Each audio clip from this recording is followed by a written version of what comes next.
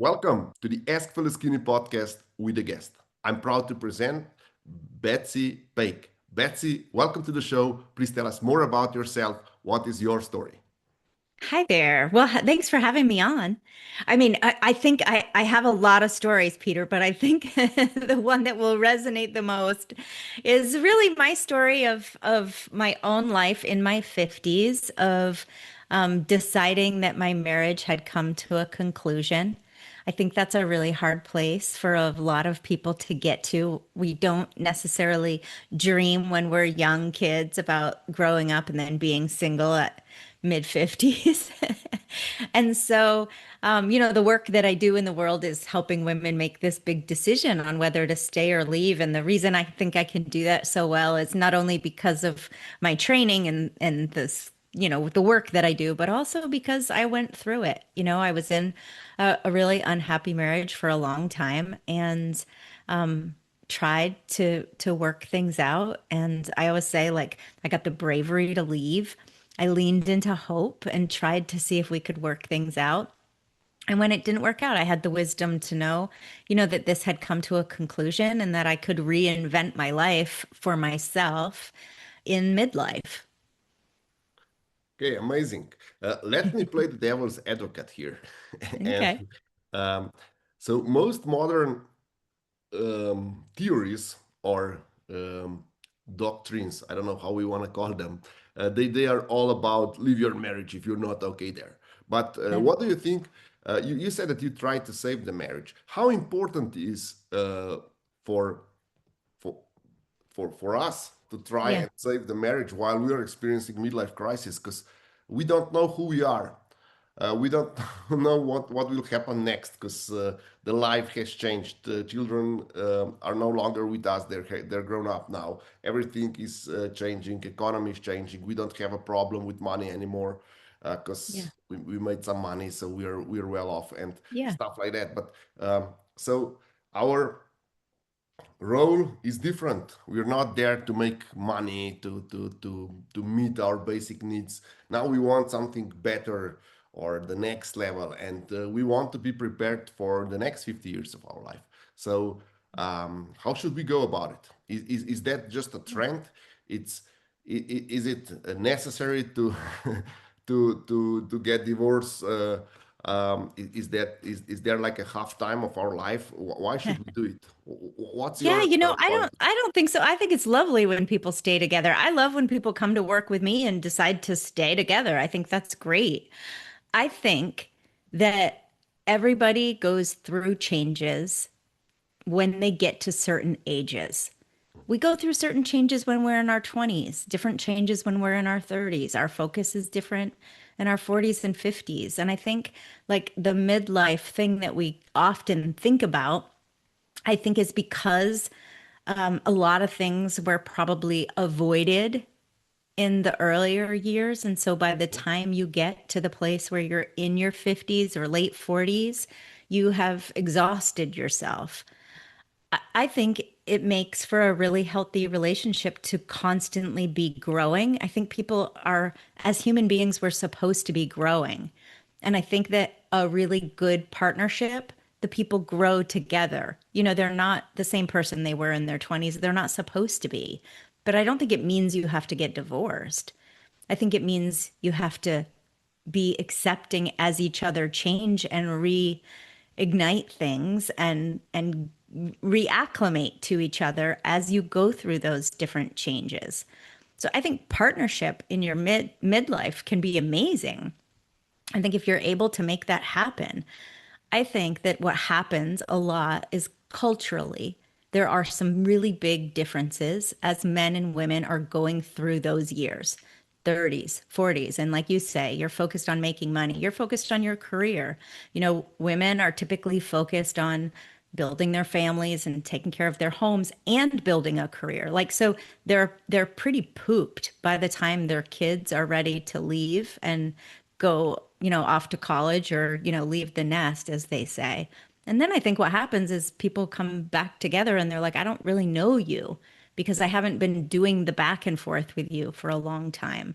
And I think that's the thing where I work with women to say, like, is this salvageable? I think it's a beautiful thing to have hope and to lean into hope and try to make things work. I also think that after a long, long time, there's a lot of things that are built up. And, there, I think there's a point where maybe you decide to move forward on your own, but the way that you framed that made me think that that was a failure. And I don't see that as a failure. I just see that as a choice. Okay, so do you think that the till death gives us apart is the it's it's the concept that we can no longer stick to because of the times that we're living in? Yeah, I think it's the death of the relationship.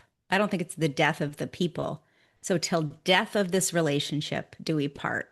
I don't think the vows were ever meant to have one partner completely abandoning themselves in order to keep things together. That's not a good relationship. So I don't see that like when you say till death do us part, like those are vows and those are vows some religions use. Not all vows look like that. And I don't believe in the you have to stay together till somebody dies just because you said that when you were 22. So do we have just to come to terms that marriages might or might not be a long-term thing, and it's hard to predict because we will change during the marriage, and if we grow too much apart, then it's just impossible to keep everything together without depression, anxieties, and stuff like that. So it's even more sane or healthy to get divorced. Would you agree with that? I mean, I think what I would agree with is that every single situation is so unique and that being a healthy, whole person is a really important as you evaluate whether you can continue in a partnership. But if you're in a marriage and not a partnership and you're abandoning yourself and your health is being impacted and you're trying and you're asking, and this goes both ways, not just women doing this work, men do it too. So if that's the case, I think it's a really healthy to know this isn't working anymore. Like this, the thing that we stood up and said we would do forever doesn't exist. And I think that's a really healthy place to be. And so, what I like to say is like, is the marriage complete? It's not a failure if you decide to part ways. Nobody wants to go through that. There is not one person I have ever met that decided to get divorced that thought, "Oh, this was the dream.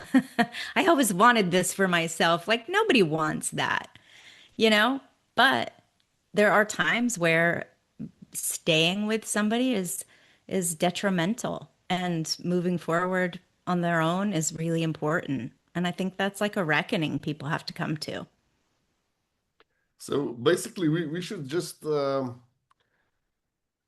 we should think how we think about marriage because there's still this romantic expectation of finding the right one and spending the life together. But the reality is that more than half of the marriages are just not working.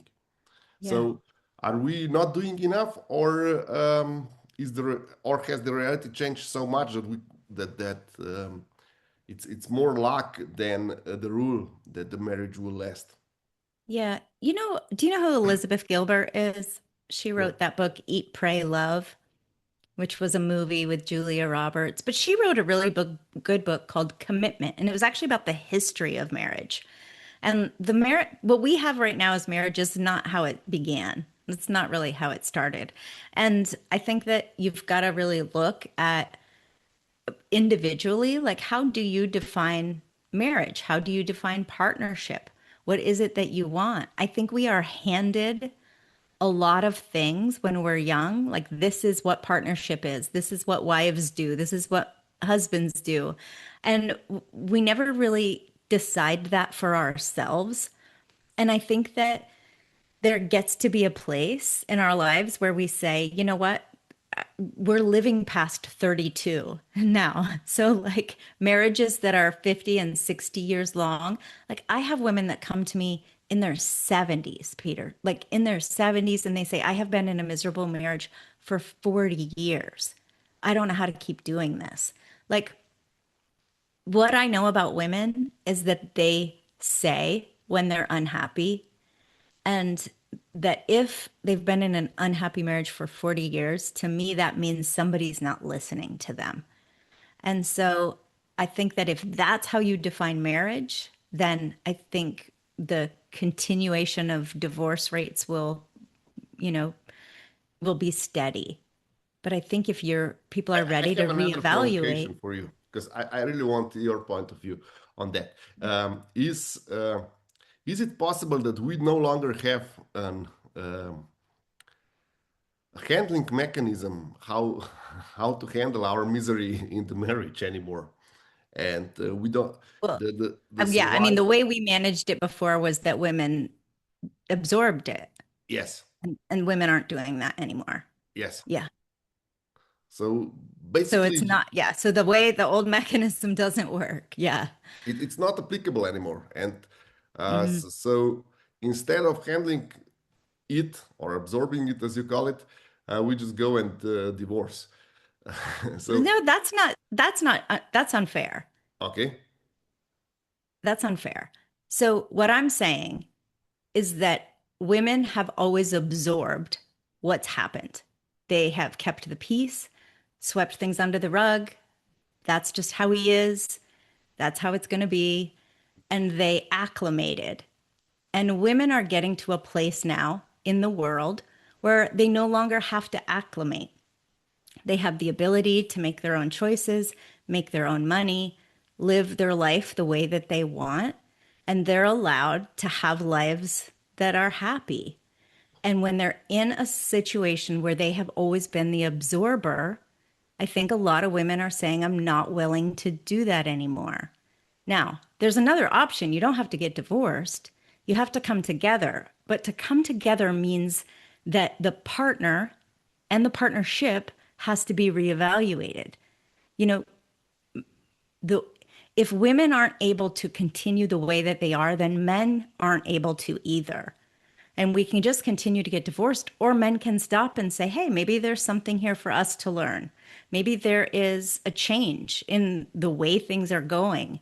And my job, I'm using air quotes, job, as it was defined, in the 30s and 40s to provide and to, put food on the table and provide shelter and all of these things, that's not my job anymore because somebody else is able to do that. So now I have to redefine what does that mean for me? Men need to redefine how do I want to show up in partnership? What does partnership mean for me? Like there can be more for men because that can be a miserable existence of never being close, of never being able to come into true partnership. So there's an opportunity here when women say, I'm not going to do it that way anymore. Men should really be excited about that. They should be, okay, great. Like, what could be different for me then, too? But let me be the devil's advocate once again. Uh, Okay. I believe that we have become the society of entitled individuals, and our inherited goals or what we expect of marriage are just not working anymore because everyone has become so entitled. And we don't see marriage as, um, let's say, as a functional unit that provides shelter and safety and food on the table, but we see it more as a something that fulfills our, let's say, psychological needs as well. And Yep. marriage never was, except for the safety, never was there to. Um, so the role of the marriage was not to fulfill psychological needs, and Says that's what. who? Excuse me. Says who? Where did you get that definition? That Uh, marriage is not meant to fulfill psychological needs? yeah. because the idea of marriage was for the union to breed kids and know who's the father and take care of the lineage. That was the idea, the So original you're idea. talking about like how long ago are you talking about? Like 200 years ago, Okay. and Okay. I'm Yep. talking about the marriage that we still have in our Yes. collective Yeah. unconscious, as the Jung would call it. Yeah. And I think that is the biggest challenge, and now we all expect so much more of marriage, so we want to have Sure. a As we wife. evolve. Yeah, as we Yeah. evolve as people and as a society. Sure. And we are expecting so much more of marriage, and I believe that is the key to our disappointments, because we Mm. expect so much more. Is it realistic that you have your partner, your psychotherapist, your friend, and everyone in the same person? Is that Yeah. even realistic? Mm. It's interesting that that's how you would define what women are looking for now, because I don't think that's what women are looking for. Women actually have really good relationships typically. They have a lot of outside friendships and other interests. That's a really normal thing. And in fact, that's when we talk about the male loneliness epidemic. It is because men don't have that outside. So I don't think women are looking for men to fulfill everything. I think they're looking for men to not leave everything to them. So for us to, I say us, women, a Mhm. typical gender role of women right now, you know, we work. I mean, I know in my former relationship, I was the breadwinner. I made a lot of the decisions. I was in charge of the finances. I did everything at the house. I scheduled everything at the house. Like it was exhausting. There was not true partnership. And so I don't think like a lot of women are looking for a old school 200-year ago version of marriage. I think they're looking to redefine it. And I think they're looking to their partners to do that work with them. But I think a lot of men benefit from the situation as it had been. And it's difficult to move out of that mindset and accept that there could be another way. Okay, I'll ask you another question that I believe it's Are you important. loving this, Peter? I'm loving Yeah, this. because I'm on the other side now. Okay. So, is it possible to set up a marriage in a way that is mutual beneficial, or it's always win-lose situation? Is there a win-win situation in marriage, or the win-win situation is the just a theoretical possibility it's impossible to do in real life? Yeah, I mean, that's a really good question. I don't know. That's a philosophical question we could probably debate for hours. I mean, I would like to think it's possible. I don't think I don't know any woman out of the hundreds and hundreds and thousands of women that I have talked to and worked with that anybody thinks it's supposed to be great all the time. I think women understand that people are human and have flaws. And I think they also understand that there isn't a world where one person can do everything that they've been doing. And you know, we've seen this rise in divorce rates, but we also saw a decline in spousal death rates. Like divorce hasn't been a negative thing in terms of moving us forward. I think it's just like a new conversation that needs to happen around what does this mean for us now? How do we want to move forward now? And then I think it's even more important. And I think the young people are doing this work where they're evaluating what do I really want in a partner? And is this person able to be that? And if they're not, that's okay. But they're not wasting their time with people that aren't able to adapt to what's coming. Yeah, but are these expectations realistic, or are these just a theory? This is what I'm asking myself, because I Tell want. me, what are the expectations that you see that you think could must only be theory? No, no, it's not that it must be, but um, Yeah. typical what happens with female is like you have to be over 6 foot 2. You have to have over $1 million yearly income. Then you have to be fit and all this stuff. And then when we just put, and of course that you have to be empathic and you have to love my parents and you have to accept my friends and stuff like that.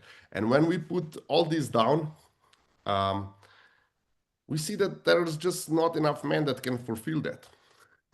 And it's Yeah, I the don't think most expectations are women, unrealistic, and the yeah, vice I versa. don't think most women are really have that list that you just said. Yeah, I, and I know this from being in Facebook groups and uh, like there is that is what you're saying is like a fantasy, like a man would have a fantasy that it's like a model that cooks and cleans and does like I just what you're saying isn't really the truth of what women really want. but Women are let's talk. way more, Let's I talk. think women are much more able to say, you know what, I'll take this, but not this. I want this and not this. Like, Okay, okay. Let's yeah, let's discuss top 5 things that you think that women now are looking in a man. respect. Okay. I think women want someone that respects them. I think something I hear a lot is women want to be with a man that actually likes them for them and not just for what they can do for them. I think women want someone who is emotionally available and able to connect with them.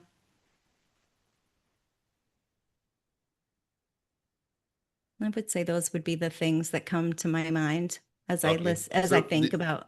yeah, the emotional availability is a huge challenge because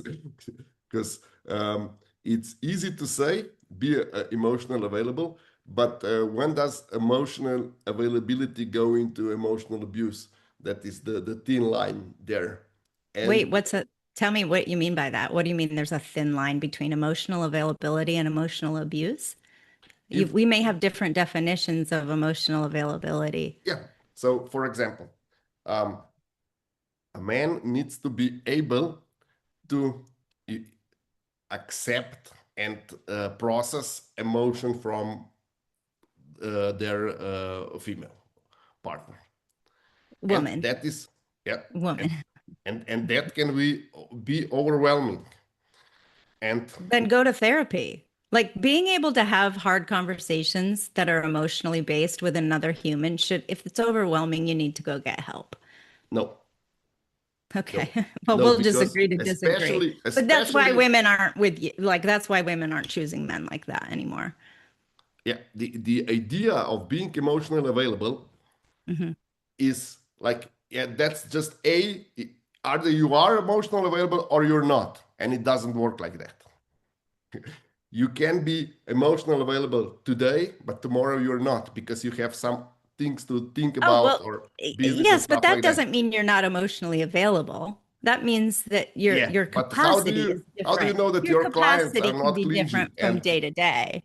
Yeah. Yeah, but there's a But thin that's not line. emotional availability. That's capacity, Peter. Okay, Yeah. potato. It's there's No, a it's a different huge. definition. I mean, get a dictionary. It's a different definition. Yeah, I don't think the biggest problem is how do you measure that, and what is the emotional availability as you can define it, but how will you define it in time? In for example, in 20 days, in the month, or in 1 month.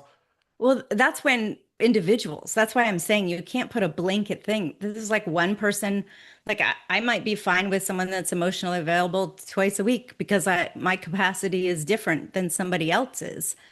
Yeah, So that's why you that have is to, where that's I'm why it's like, getting at. That yeah, is, that's why I think what you're saying is right of like, you've got to find your person and you've got to find somebody you're compatible with in that way. but what if a person like that does not exist? Then you stay single. Yeah, then you stay single till you find them. what if you never find them because your Then you live a criteria? wonderful life. You go and you build your life. Your life doesn't depend on having a partner. A partner should be an add-on, something that adds to your life, not something you settle for. So you go and build your life. You build your career, you travel, you have friendships, you do things. Is it possible to have a fulfilling life without partner? Oh my God, I have a wonderful life. I travel all over. I have a beautiful career. I have close, close friends. I do loads of things. Yeah, I have a pet that I love. Yeah. Yeah. Okay. Yeah, like I'm not missing anything. If I brought somebody else in, it'd be a cherry on top. It's not because I need them to fill something in me. Like do not want to be with somebody that needs me to fill something in them. That's a disaster relationship waiting to happen. I want someone that has a wonderful life that I can be a part of. Like that's a bore if you've got to make somebody's life. Yeah. Yeah, and I think women don't want to do that anymore. Yeah. Yeah. Okay. But we have, Yeah. for example, a social life should be one fourth of our life, for example, or at least one fourth of our brains are or is constructed for social interactions. And then if we go further in, I know I'm a materialistic in this, but then there is a part of a brain for partnership, and if you don't use it, you can of course compensate it with other things. But is there is that a fulfilling life? And we're back to definitions again. Yeah. So tell us more how you help your clients um, decide, and what's your way. Are there conversations? Do you have books that you propose to read? How you go about your work? Yeah, yeah. I mean, my work has a lot of different aspects to it. We have a curriculum, that we use to be able to just teach some of the skills that I think are really necessary to be able to know yourself really well. One of the things that I often say is stop asking him to change. Like, he is who he is, accept who he is, Mhm. decide who you are, what you want, if he's able to meet this, know what your standards are and what your values are, communicate those with him. And if he's able to meet your standards and you're able to meet his standards, then you can renegotiate things from there and reconnect in a different way. I think what's happened in a lot of cases is that women have abandoned for so long, they don't really know who they are. And I think that's a really important part of whether you fix your marriage or you decide to leave, is you have to really reclaim yourself first. And that's the most important piece.